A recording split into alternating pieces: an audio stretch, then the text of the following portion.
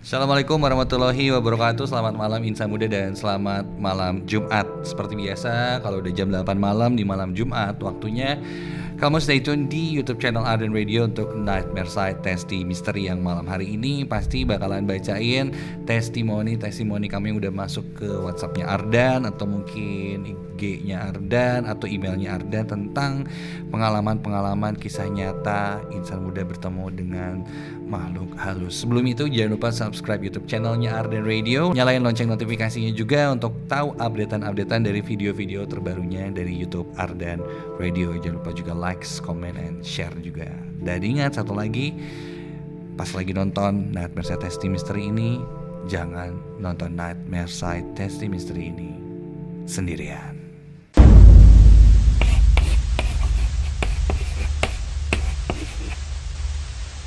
Dan sekarang gue juga gak sendirian. Ini mungkin jadi salah satu hal yang kamu tunggu juga, tentang kelanjutan dari cerita yang kemarin-kemarin tuh sempat kita upload di YouTube channelnya Ardan Radio. Kalau kamu masih agak lupa-lupa inget yang mana sih ceritanya kejadian di Ardan Radio yang sampai lumayan bikin orang nanya-nanya ini beneran apa enggak, terus gimana kelanjutannya setelah itu dan lain-lain. Ini cuplikannya. Wah beneran terus? Sih. Terus dia ngituin kaki gua, gitu. Terus nunjuk-nunjuk. Aku jambil live sambil bercanda aja. Lu pikir? Bercanda kan? Saha ya teh? Pakai toh tuh. Pakai toh. Ngomong. Saha ya teh? Cok, istighfar yuk.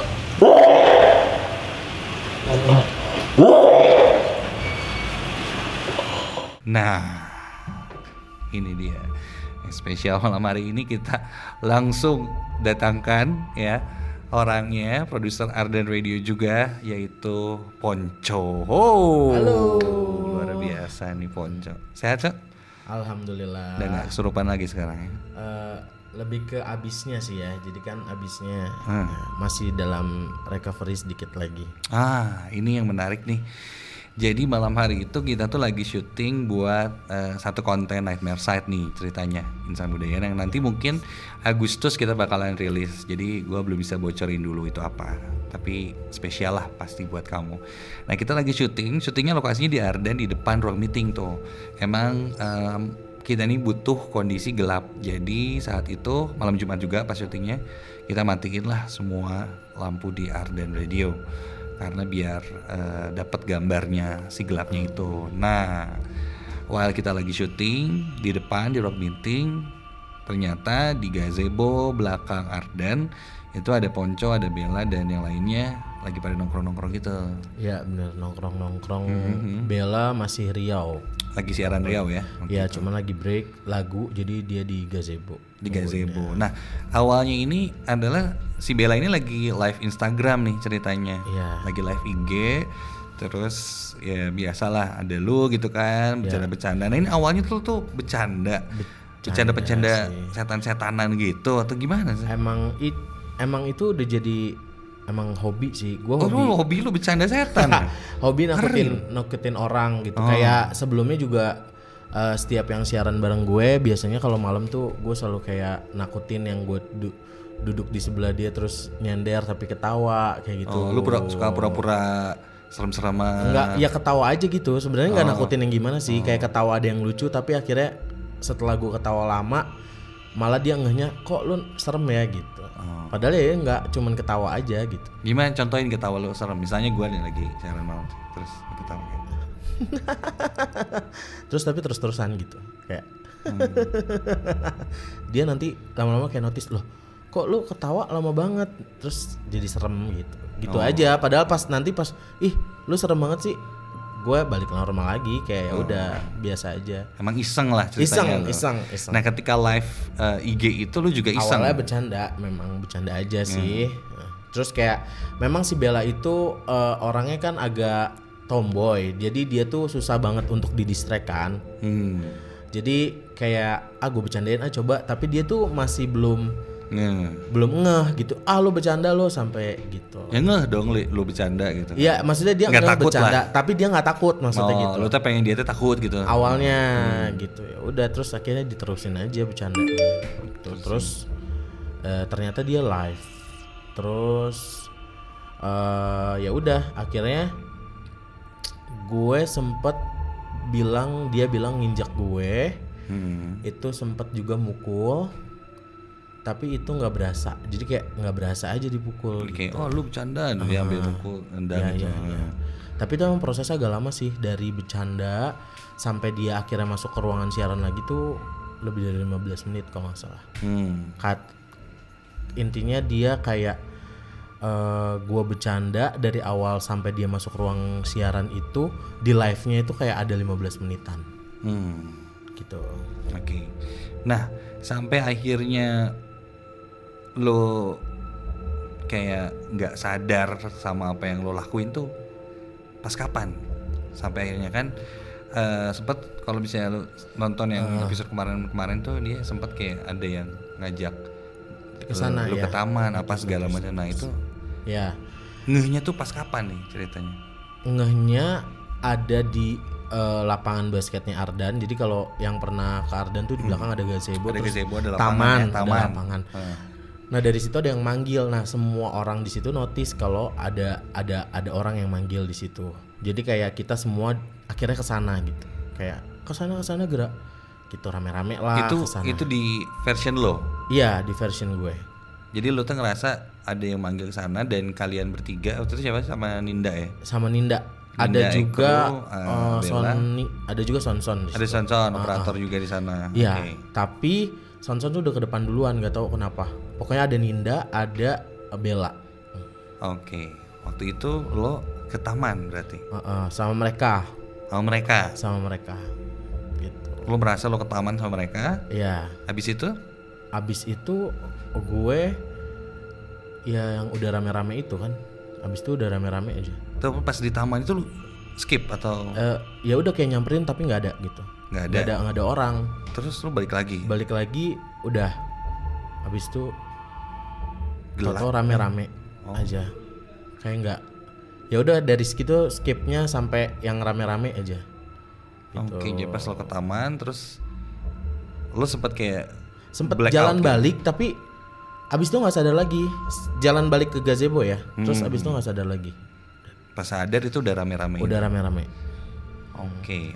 Nah kata si Bella sih lo nggak ada jalan ke sana, nggak ada jalan ke ya waktu kayak di video itu lo nggak ada jalan ke mana, ke taman apa segala macam. Nah, pokoknya ketika udah ditemuin lo udah dalam kondisi yang absurd deh, udah terkapar di lantai terus lo senyum-senyum sendiri apa segala macam.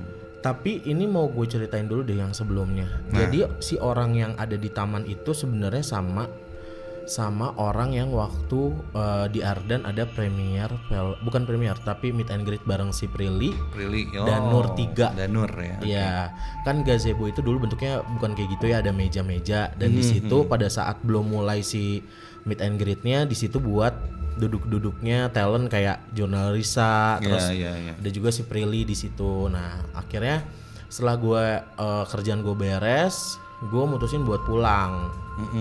Gue pulang sama Rizal, ada OPP juga di Ardan. Pas gue pulang tuh karena di depan ditutup, di blocking, akhirnya gue lewat taman kan.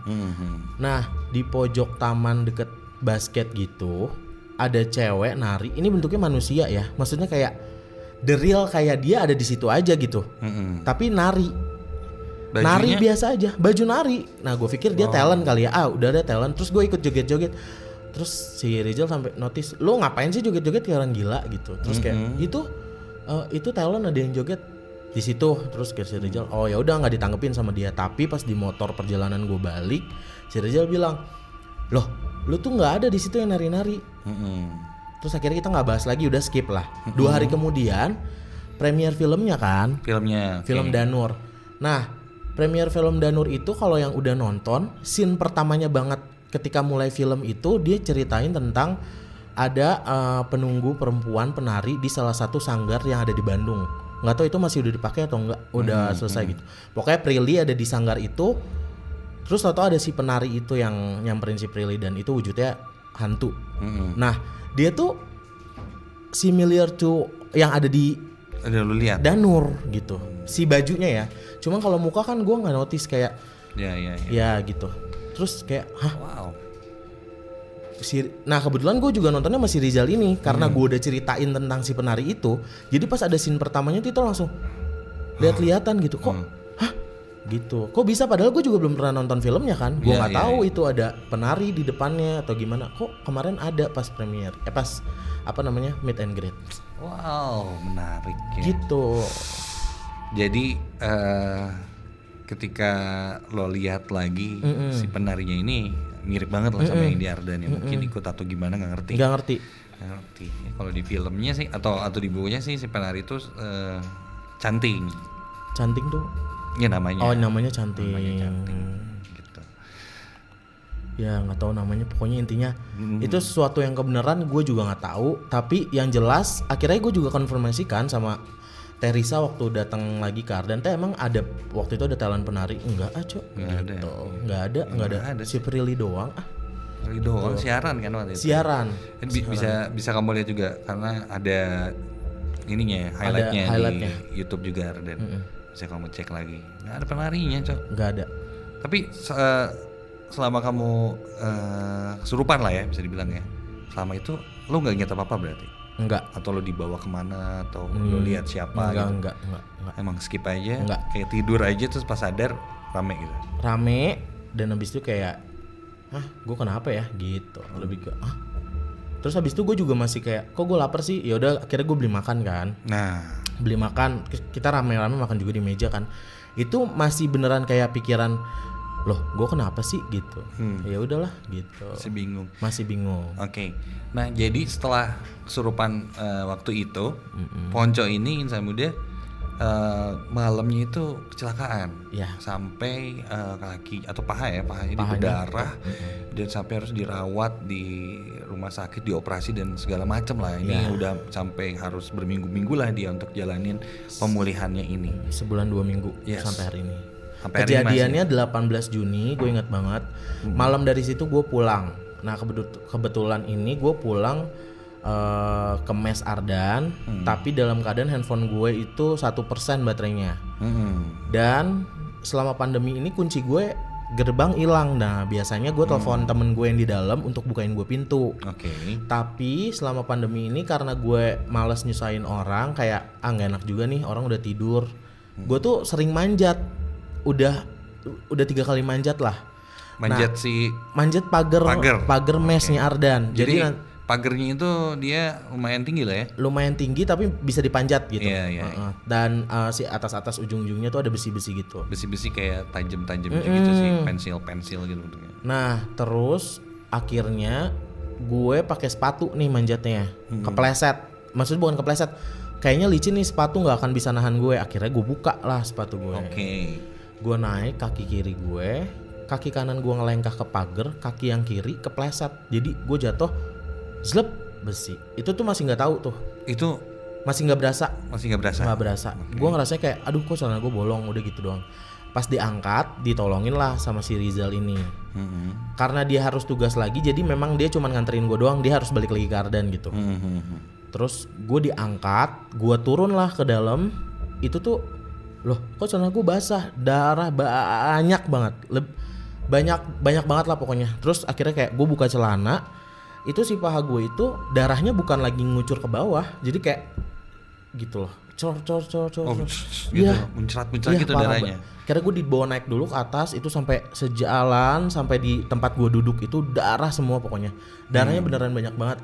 Akhirnya si Papi Din ada yang di Mes Ardan juga sama Gilang sama Rizal bawa mobil ke Ardan. Abis itu gue dibawa ke rumah sakit dijahit situ ya. Nah dijahit tapi akhirnya setelah dijahit gue ngelakuin perawatan 2 minggu.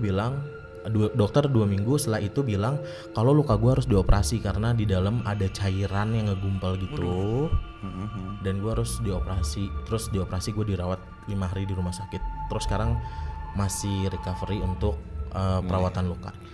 Lu berpikir nggak ini ada hubungannya sama kejadian? Nah itu dia, karena terjadi sebelumnya kan itu pas banget sebelum setelah lu kesurupan nih kejadiannya. Jam 10 kesurupan selesai ya misalnya jam 12 malamnya pulang. Pas pulang kejadian itulah kaki lu ketusuk tuh.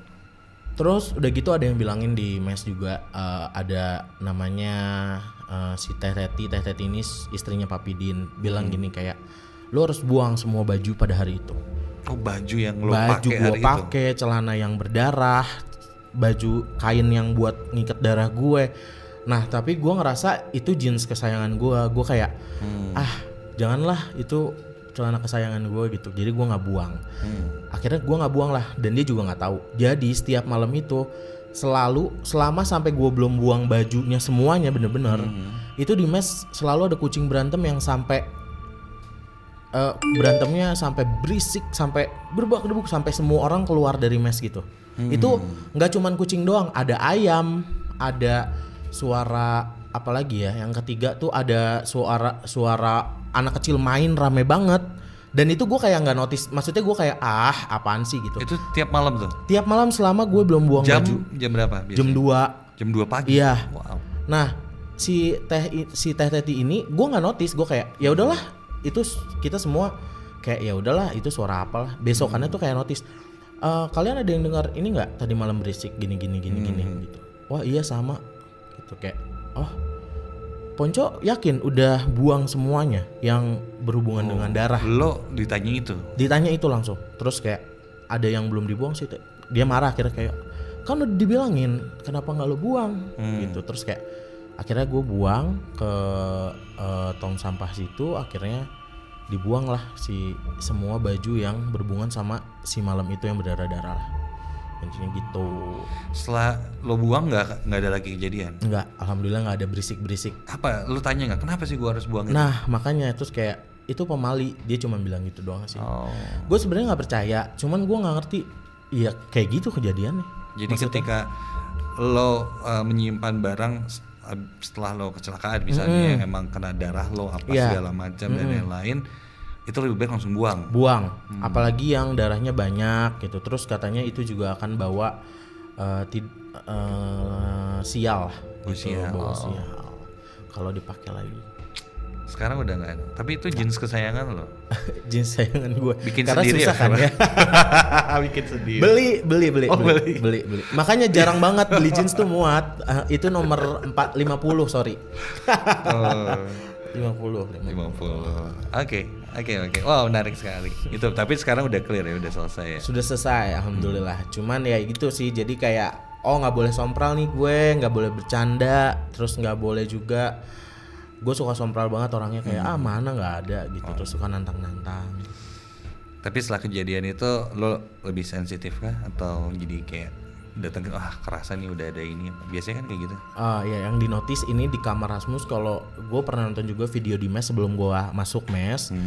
Itu juga ada gudang di belakang yang menuju kamar mandi. Itu sekarang gue nggak tahu kenapa depannya dulu pertama kali gue masuk nggak ada kacanya. Nah sekarang tuh jadi ada kacanya. Jadi gue kalau lewat tuh berasa. Jadi di kaca ada tampilannya gitu. Tapi kalau nengok ya nggak ada gitu kayak. Siapa tuh gitu, terus nggak ada, udah. Jadi lo agak lebih sensitif lah ya sekarang ya.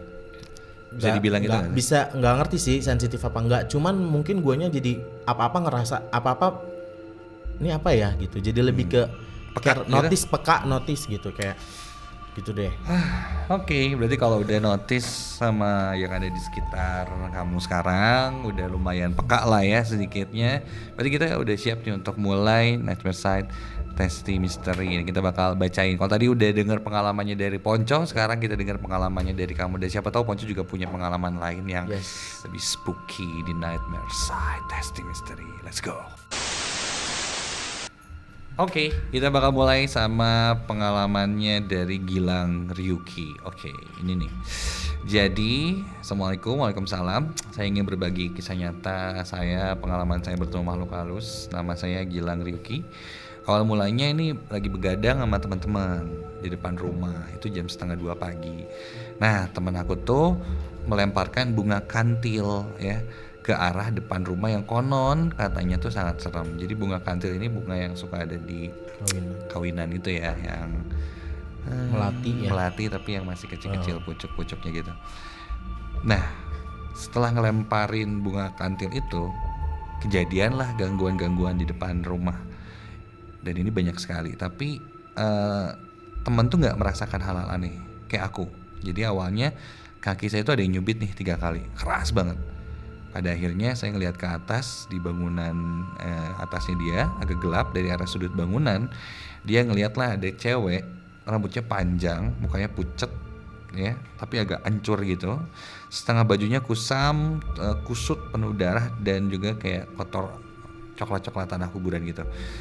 Dan saya menolehnya lagi, pas dia lihat lagi dia nggak ada.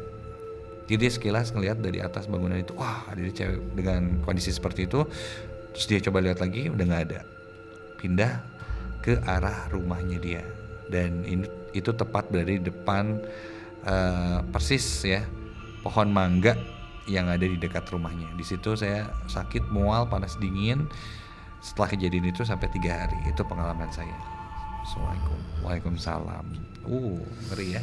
Bisa sampai sakit loh. Iya, tapi rata-rata kayak gitu. Karena kaget. Mungkin ya yang dari referensi yang gue sempat baca atau gue sempat denger juga, ketika kita melihat sosok yang kayak gitu, itu kan sosok itu untuk mewujudkan dirinya menjadi terlihat, itu lumayan energinya besar.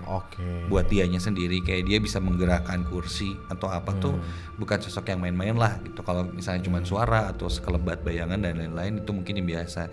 Cuma kalau udah bisa sampai gerakan beda terus mewujudkan diri, wah itu powernya sih lumayan banget. Dan mungkin ketika itu bersinggungan power sama kita dan akhirnya kita lemah, bisa jadi sakit. Gitu. Jadi kadang kalau kecapean nih malam-malam pasti suka ngeliatin kayak gitu. Karena kitanya lagi drop, kondisi kita lagi ya di bawah lah. Nah setara sama mereka, jadi pergesekannya itu cepet banget untuk terlihat. Gitu. Kondisi lo waktu zaman kemarin kesurupan juga pasti kondisi lemah. Belum makan waktu itu ya?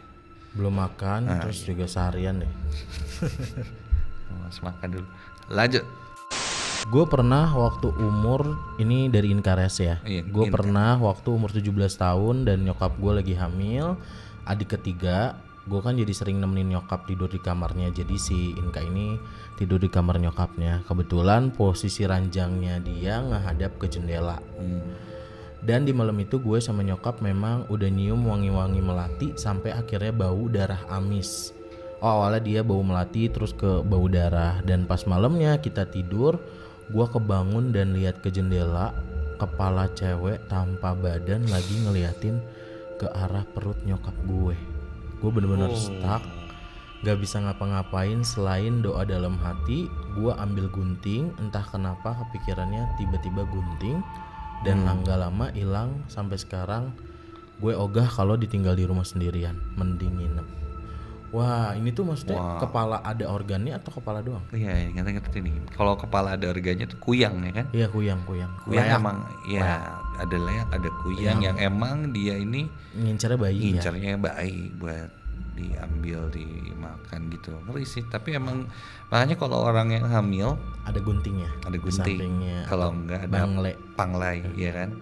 Untuk mencegah hal-hal, biasanya buat tidur disimpan di bawah bantal kayak, atau di sisinya, atau kalau kemana-mana dia diikat ya, dipenitiin di bajunya dan lain-lain, biar untuk mencegah si sosok-sosok ini tuh datang. Karena kalau lagi hamil itu sampai berapa bulan ya itu pasti aja jadi apa ya, baunya masih anyir. Nah si makhluk-makhluk itu suka banget, pasti ngincer banget, makanya harus dijaga banget lah. Nah gue mengalami itu soal. Apalagi dengan sensitif yang sangat luar biasa. Itu ngeri. Ngeri. Berarti waktu hamil Ari, Karissa juga kayak setiap hari? Iya, setiap hari ngeri bro. Ada yang jalan di taman, ada yang ngetok-ngetok lah apa. Ngeri. Lu berapa bulan nih hamil? Ini kayak dia sekolah di dalam, ada TK, ada SD di dalam. Iya, sorry. Oke, ini Ezra Watu. Gue pernah beberapa malam ada yang ngetokin kaca jendela kamar. Kondisi gue di lantai 2 nih. Seru ya di lantai 2 kondisinya. Di lantai 2. Diketok jendelanya di luar ya kan. Gue tengok nggak ada apa-apa lah. Sekelebat bayangan hitam lewat dari pintu menuju ruang tengah. Terus gue biasa aja. Pas pernah juga lagi kerja sampai tengah malam, seharian gak ada yang aneh. Pas gue lagi fokus, gue lihat kayak ada kain putih terbang di kasur gue. Bodo amat, gue lanjut kerja, muncul lagi di kasur yang sama. Gue makin bodo amat dan gue pengen sebenarnya komunikasi sama mereka tapi bingung caranya. Jadi dia lebih kayak udahlah, peduliin gitu, ada yang lewat putih apa segala macam, ngetokin dia di lantai 2. Ngeri ya. Gimana sih, stuntman atau pembersih gedung kan nggak mungkin. Nggak mungkin dia kan jendela diketok tek. Iya, gue sempet dengar cerita serem juga nih, ini di daerah Bandung sih, gue lupa tempatnya di mana, di kosan gitu. Habis gitu ceritanya ada anak-anak ini lagi ngumpul di kosan, kosannya di lantai 2 gitu. Oke. Terus ketok lah itu jendela itu, teng gitu kan. Dibuka jendela, oh mau nasi goreng nggak? Cina gitu. Tukang nasi goreng, oh enggak mang, cina. Udah dia tiis aja. Oh ya udah. Pas nggak? Ini kan di lantai 2. Terus tukang nasi goreng gimana? Caranya bisa lewat di sono, iya kan? Itu panik gitu. Nasi goreng. Gokil, tukang nasi goreng terus dicari tuh. Hantu nih ya. Kak Dimas, aku mau cerita. Boleh. Jadi pas malam hari aku lagi di kosan, posisi kosanku tepat berada di lantai 2 dan pada saat itu emang lagi sepi karena anak-anak kosan pada saat itu lagi pulang ke rumah karena kondisi pandemi ini. Oke. Dari banyaknya kamar di kosan, cuman kosan aku aja yang ada orangnya, berarti cuman sendirian nih. Dia doang. Pada malam itu aku lagi ngerjain kerjaan dan aku fokus sama laptop. Sambil ngerjain pintu kosan aku buka biar ada angin dari luar masuk dan biar aku nggak ngerasa sendirian dari suara kendaraan yang lewat. Tapi malam itu beda dari malam biasanya, kayak suasananya sepi banget. Oke. Kemudian pas aku lagi ngelihat ke arah luar dan tepat di depan tangga dengan satu lampu yang nyala di situ, aku ngelihat sosok bertubuh seperti manusia. Awalnya aku nggak peduli, aku pikir itu tetangga kosan. Tapi setelah aku pikir-pikir lagi, kosan kan lagi nggak ada penghuninya. Wah. Dan kalau ada orang yang naik tangga pasti kan kedengeran suara langkah kakinya. Setelah aku berpikir, aku ngelihat ke arah luar lagi dan sosok itu masih ada dan menunjukkan wujudnya bertubuh besar, hitam seperti manusia, tapi wajahnya seperti barong Bali. Wah. Yang punya mata melotot dan gigi taring panjang banget. Dan di situ aku langsung tutup pintu dan buru-buru nyelesain pekerjaan. Wah, epic. Padahal banyak kendaraan loh biasanya ya. Harusnya dia nggak di situ kan. Malam itu lagi sepi. Terus tiba-tiba lihat kayak barong tapi badannya manusia. Bayangkan lo barong kan, mata barong gede banget gitu kan. Terus kotak dia banyak rambut, ada taring. Iya. Ih, serem ya. Serem ya. Wajahnya seperti barong Bali. Sebenarnya mungkin bukan barong Bali ya, tapi yang kita tahu kan barong emang kayak gitu. Iya, emang. barong kayak gitu. Tapi wujud-wujud makhluk astral yang atau makhluk gaib yang memang jenisnya itu bukan kayak kuntilanak atau yang lain-lain nih, gitu. Emang wajah-wajahnya tuh seremnya hampir kayak gitu. Ada yang mukanya kayak mirip, sekilas tuh kayak mirip anjing itu mukanya kan. Kayak binatang gitu, ada taring segala macam bulu tapi badannya besar. Gitu, mata besar kayak genderuwo misalnya gitu kan. Wujud wajahnya tuh bukan manusia, emang makhluk aja gitu. Nah mungkin yang dilihat ini memang makhluk gitu, bukan yang wujudnya manusia. Itu serem sih. Kejadian yang aku alami kurang lebih 2 tahun lalu pas lagi renang di salah satu kolam renang yang ada villanya ya, itu di daerah Subang. Jadi posisinya lagi renang sama saudara-saudara nih, sore sih mau ke maghrib. Nah waktu lagi asik renang, ini nggak tahu perasaan aja atau kayak gimana, aku ngerasa kayak ada yang narik kaki nih dari bawah kolam. Padahal waktu itu posisi saudara tuh udah naik semua ke atas karena mau maghrib teh. Pas aku tanya ke saudara, "Oh, ada yang jahil nggak nih?" gitu kan, nggak ada ternyata, nggak ada yang jahil. Terus nggak tahu apa-apa. Ini berani sumpah kalau itu tuh bukan saudaranya dia gitu. Nah, ini serem sih kolam renang men. Iya. Gue juga honestly nggak berani berenang habis maghrib, apalagi yang Walaupun ada lampunya ya si dalam kolam renang itu kayak, karena kalau di air kita paniknya 2 kali lipat. Kalau ada apa-apa jadi malah ngerinya ngebayain diri kita gara-gara panik itu. Kalau gue sih. Kalau gue sih lebih ke nggak bisa berenang sebenarnya. Asli. Ya, itu mah jangan berenang lah berarti ya. Kayak gue waktu itu dulu di tes juga, cuman jalan doang. Meluncur gue bisa, cuman kayak mengambang itu gue nggak ngerti. Takut sih. Tapi ngomongin kolam renang, ini ada satu video yang lumayan lagi viral juga nih. Dia lagi berenang, ya. Terus ada penampakan kaki yang lagi berdiri, kaki kurus gitu berdiri di belakang dia. Tapi pas dia ke atas tuh nggak ada siapa-siapa sebenarnya di belakang dia. Cuman dia ngelihat ada di videoin gitu kan, pakai handphone gitu set. Terus lagi berenang ada kaki gitu. Nah kayak gimana nih contohnya nih.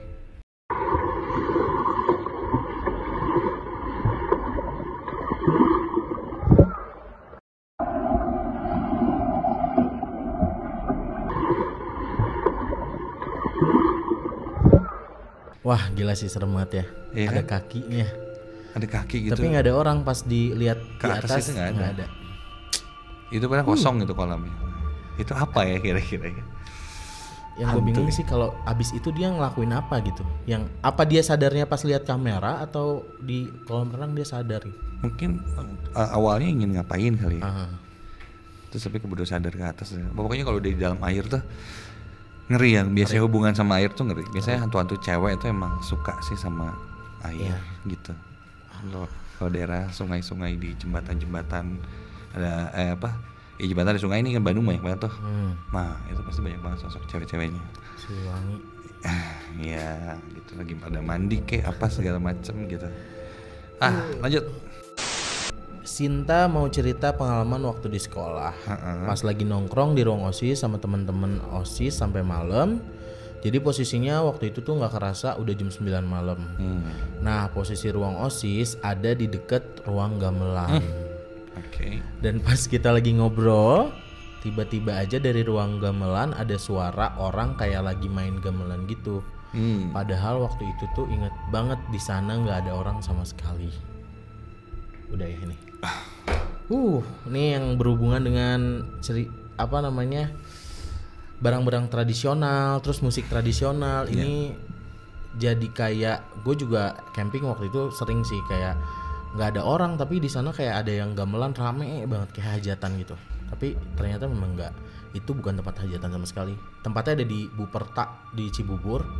Itu emang kan taman buat camping orang-orang pramuka itu gitu, disewain gitu ya. Nah, tapi dia kayak kita sering kali kalau malam-malam ada kegiatan selalu ada bunyi-bunyi gamelan, tapi memang di situ tuh nggak ada sama sekali yang gamelan. Cuman itu kayak udah hal biasa kalau di situ ya. Mitosnya sih kalau lo ada gamelan tuh nggak boleh dilangkahin men. Oh jadi maksudnya? Ya jadi misalnya ada saron, bonang gitu. Ketika lo lewat tuh nggak boleh lo langkahin gitu. Oh mesti lewat pinggirnya itu, jadi nggak boleh melangkah di atas kayak pamali gitu deh. Oke. Waktu itu gue pernah soalnya udah minjem buat show, gue pinjem kendang ya kan. Akang kendang. Kalau yang modar ya. Gue pinjem kendang, habis perform segala macam. Maghrib lah, habis maghrib gue sebalikin tuh ke ruang kesenian waktu itu di SMA, masih SMA. Pas gue balikin ruang kesenian gelap kan, akhirnya ya gue nggak sengaja mungkin gue langkahin atau segala macam, gue simpen kendangnya di situ. Di balik gong ada gong itu ya, di balik gong tuh ada tuh muncul gitu kayak berdiri, dari awalnya nggak ada terus tiba-tiba muncul dia berdiri, set itu hitam semua, kayak bayangan aja hitam gitu kayak. Jadi pas gue langkahin dia kayak langsung, woi, ya kayak gitulah. Oh ya, kayak nggak suka lah. Nih, gitu, gue langsung lari tuh, udah tutup gue lari langsung. Nggak, balik lagi kunci gue minta temenin orang. Ngeri sih. Lu ada pengalaman gitu-gitu juga gak sih? Ada sih. Ini yang paling, ada beberapa, cuman ini yang paling gue ngerasa ini paling nggak make sense. Gimana tuh? Jadi gue sebenarnya pernah ke Bromo sekali, tapi itu Gunung Bromo. Itu kayak gue sama teman-teman ya udah, maksudnya itu liburan biasa dan akhirnya sampai kita pulang lagi juga nggak kenapa-napa. Nah ini liburan gue kedua ke Bromo. Jadi gue berangkat dari Bandung berempat. Cewek 1, cowok 3 bawa mobil. Rencananya memang kita kayak mau road trip gitu. Mau ke Jogja dulu, abis itu ke Bromo, abis itu destinasi terakhirnya ke Batu Malang. Oh, Batu. Okay. Ya, tapi kita ke Jogja dulu nih. Itu mah nggak ada apa-apalah. Ya udah liburannya biasa aja. Nah, karena gue lupa jalan, waktu itu juga gue ke Bromonya di mobil gue tidur gitu. Jadi gue nggak hafal jalannya. Jadi kita ngandelin maps. Oke. Nah, ngandelin maps tujuannya Bromo. Gunung Bromo ya? Gunung Bromo. Okay. Gunung Bromo. Kita mau nginep dulu di sana lah, mau lihat sunrise, mau naik jeep gitu kayak biasa aja di Bromo. Iya. Akhirnya dari si jalan ini kita dikasih tahu jalan. Loh, kok ini malah jauh banget, makin lama lagi rutenya. Tapi kita tetap ikutin jalan itu. Ngejauhin justru. Lewatin jalannya bener, tapi si estimasi waktunya lebih lama lagi. Oh, tapi di aneh kan? Di tapi kita ngikutin mapsnya. Dan kita tetap ikutin sampai akhirnya desperate semuanya, kayak udahlah gitu. Nggak nyampe-nyampe nih. Kita tanya lah. Pertama gue nanya di perapatan gitu, ada orang lagi duduk, lagi ngerokok cowok. Pas gue tanya ini, ternyata dia orang mabok. Kayak jadi kayak ngomongnya ngelantur lah ya. Ngelantur dan nggak ngejawab pertanyaan kita gitu kemana.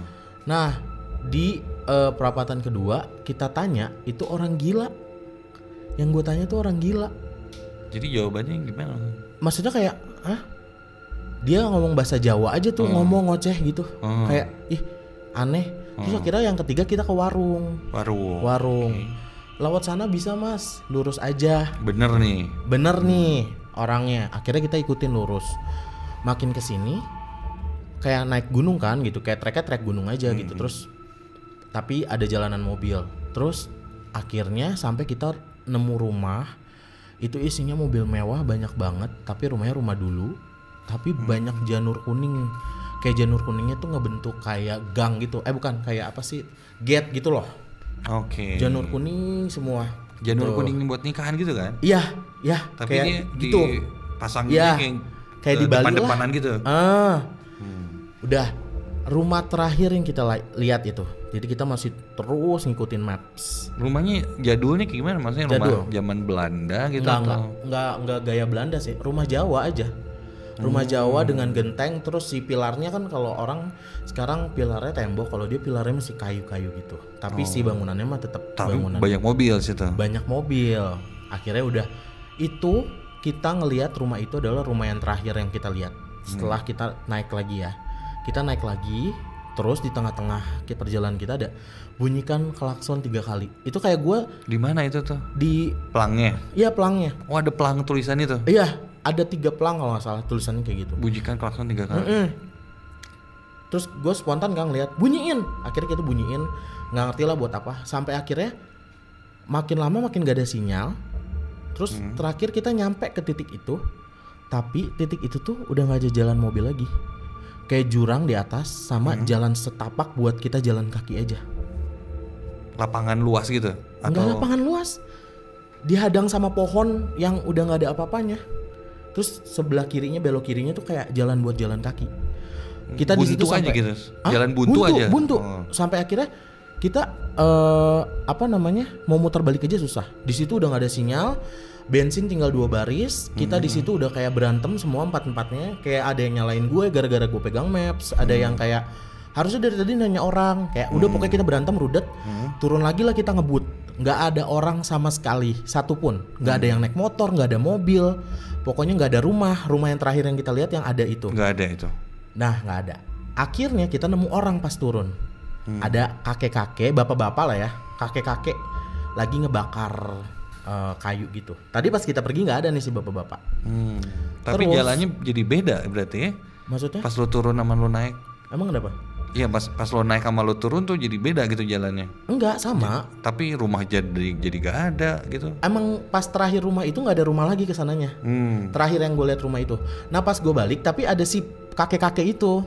Akhirnya kayak kita, udahlah ini mah kita nggak bisa lihat map. Sekarang mau nggak mau kita harus jalanin liburannya karena kita udah BM banget lah. Kita harus ke Bromo dulu lihat sunrise. Akhirnya gue tanyalah. Itu jam berapa sih? Jam 10 malam lah ya, jam 11. Berarti lu nyasar tuh malam lah? Malam, jam 11. Akhirnya ada si bapak-bapak lagi bakar tungku, bakar gitu sendirian. tuh ada bapak-bapak, berhentilah, kita nanya. Gua turun sama temen gue yang cewek. Jadi temen gue yang cowok yang di mobil aja berdua. Pas kita turun, kita nanya, kita pakai bahasa Indonesia lah. Terus si bapaknya diam aja pas ditanya pakai bahasa Indonesia. Terus akhirnya gue bisa bahasa Jawa, gue pakai bahasa Jawa. Kalau bahasa Indonesia gini lah, Pak permisi, jalan ke Bromo selain lewat sini tuh lewat mana? Tapi dia nggak ngadep kita ya, dia kayak main tungku aja, kita ada di sebelah sini. Terus dia udah berhenti main tungku, si kayunya ditaro, dia cuma nengok gini doang ke gue, ke teman gue. Terus dia balik lagi main api. Serius ini masih merinding gila.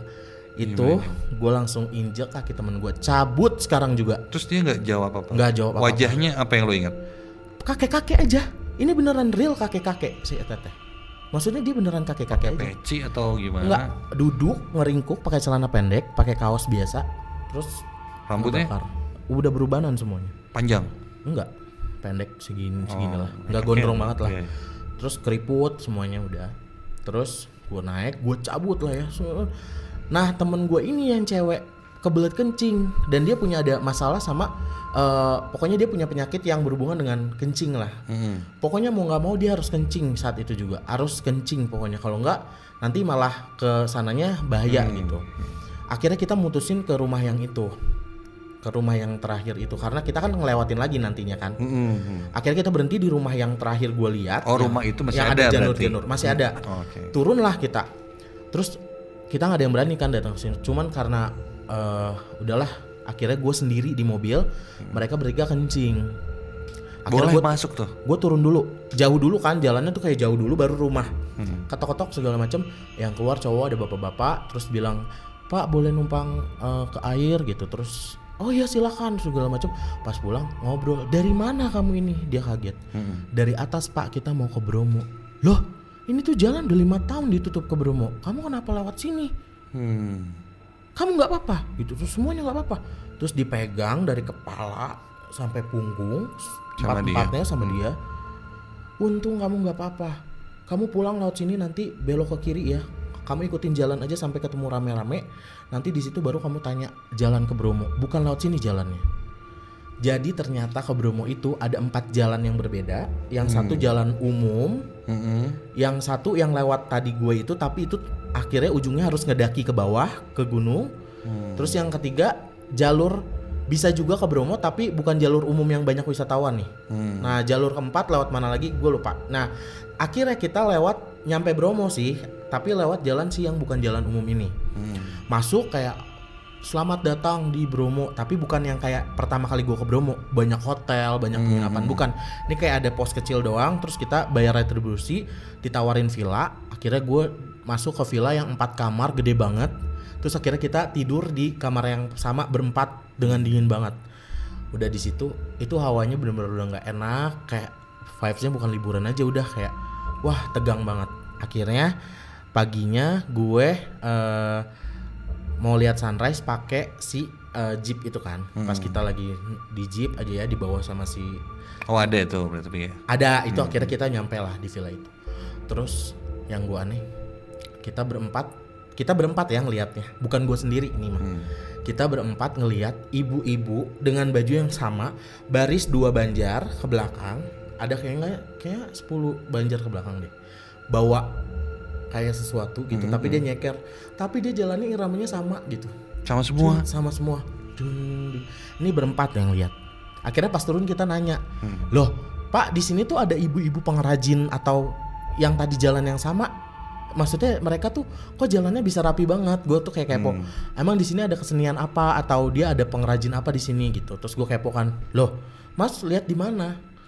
Lihat di situ. Loh nggak ada loh Mas, di sini mah udah nggak ada yang kayak gitu.